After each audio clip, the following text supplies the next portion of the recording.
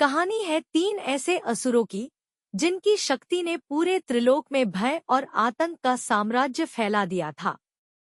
इन्हीं तीनों का नाम था त्रिपुरासुर। तीन असुर भाई तारकाक्ष, कमलाक्ष और विद्युन्माली, जिन्होंने ब्रह्मा जी से वरदान प्राप्त कर लिया था कि उन्हें कोई देवता या असुर पराजित नहीं कर सकेगा। त्रिपुरासुर ने अपने इस वरदान का दुरुपयोग किया। तीनों ने 3 महलों का निर्माण किया, एक स्वर्ग में, एक पृथ्वी पर और एक पाताल में। इन 3 महलों को जोड़ते हुए तीनों भाइयों ने त्रिलोक पर अपना आधिपत्य स्थापित कर लिया। इन महलों का नाम था त्रिपुर, और इन्हीं त्रिपुर के कारण उन्हें कहा गया त्रिपुरासुर। त्रिपुरासुरों की शक्ति इतनी प्रबल हो गई कि देवता भी उनसे भयभीत हो गए।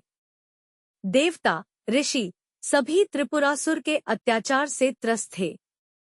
उनकी क्रूरता और हिंसा ने समस्त ब्रह्मांड को अशांत कर दिया था। तब देवताओं और ऋषियों ने मिलकर भगवान शिव की शरण ली और उनसे इस अत्याचार को समाप्त करने की प्रार्थना की।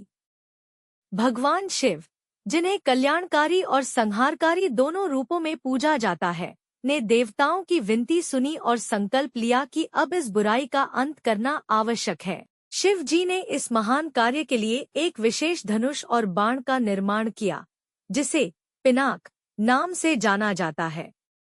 यह बाण अचूक था, एक ऐसा बाण जो एक बार छूटने के बाद कभी अपने लक्ष्य से चूक नहीं सकता था।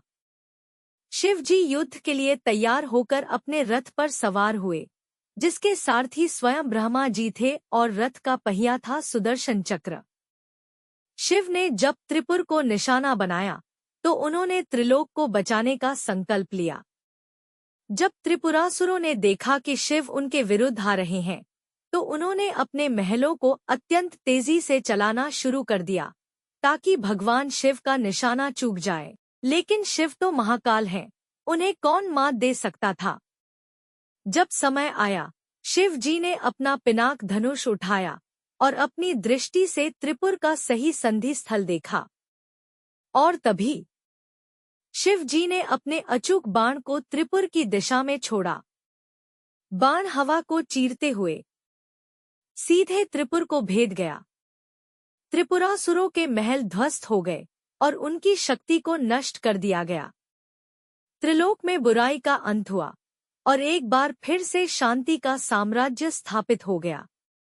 इस विजय को त्रिपुरी पूर्णिमा के रूप में मनाया जाता है, जब भगवान शिव ने त्रिपुरासुरों का अंत कर देवताओं को मुक्ति दिलाई। इस प्रकार महादेव ने दिखाया कि चाहे कितना भी बलवान या शक्तिशाली क्यों न हो, बुराई का अंत हमेशा होता है।